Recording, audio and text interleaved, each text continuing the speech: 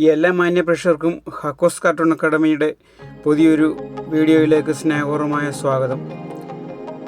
നമുക്കിന്ന് ഈ മുഖ്യമന്ത്രിയുടെ മകൾ വീണയുടെ എക്സാലോജി കമ്പനിയുടെ കേസുമായിട്ട് ബന്ധപ്പെട്ട ഒരു കാർട്ടൂണാണ് ഇന്ന് വരയ്ക്കുന്നത്. അപ്പോൾ അതിനകത്ത് വന്ന പ്രധാനപ്പെട്ട സംഭവങ്ങളാണ് നമ്മൾ ഇപ്പോൾ കണ്ടുകൊണ്ടിരിക്കുന്നത്. എന്തെല്ലാം പ്രശ്നമുണ്ടായാലും നമ്മുടെ കേന്ദ്ര ഏജൻസി വന്നാലും ഏത് ഏജൻസി വന്നാലും നമ്മുടെ മുഖ്യമന്ത്രിയുടെ മകളുടെ അടുത്തേക്ക് ഈ ഏജൻസികളൊന്നും ചെല്ലുന്നില്ല. ഇനി അഥവാ ചെന്നാൽ തന്നെ ഭയങ്കര സ്ലോ ആയിരിക്കും.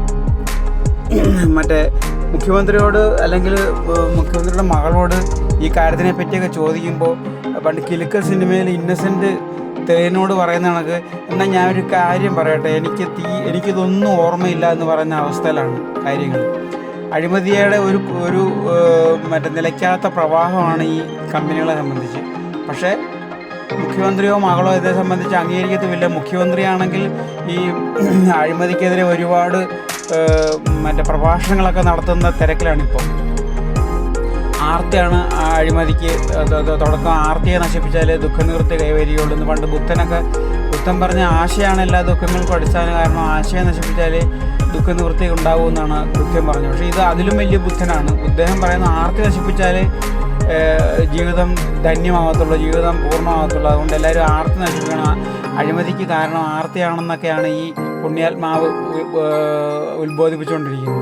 അപ്പോൾ ഇതൊക്കെ കേൾക്കുമ്പോൾ സത്യം പറഞ്ഞാൽ നമുക്കൊക്കെ ചിരി വരും. സാധാരണഗതിയിലുള്ള ഒരു ആൾക്ക് ചിരി വരും. ഇപ്പോഴത്തെ ഈ ഇതിന് മുഖ്യമന്ത്രിയുടെ മകളുടെയൊക്കെ വാർത്തകൾ, മാസപ്പടി കേസുകളും ഒക്കെ കാണുന്ന ആൾക്കാർക്ക് സത്യം പറഞ്ഞാൽ ചിരി വരും ഇദ്ദേഹത്തിൻ്റെ ഈ പ്രഭാഷണങ്ങൾ കേൾക്കുമ്പോൾ.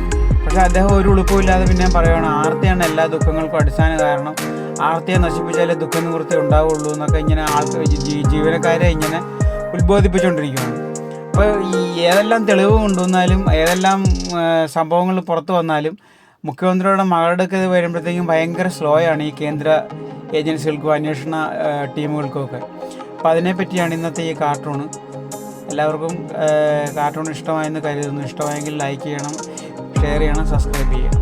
ഈ ക്ലിക്ക് ഹൗസ് നമ്മൾ മനഃപൂർവ്വം എഴുതിയതാണ്. അത് ഏത് ഹൗസാണെന്ന് നമുക്ക് എല്ലാവർക്കും അറിയാമല്ലോ. ക്ലിക്ക് ഹൗസ് അല്ല, ക്ലിഫ് ഹൗസ് തന്നെയാണ്.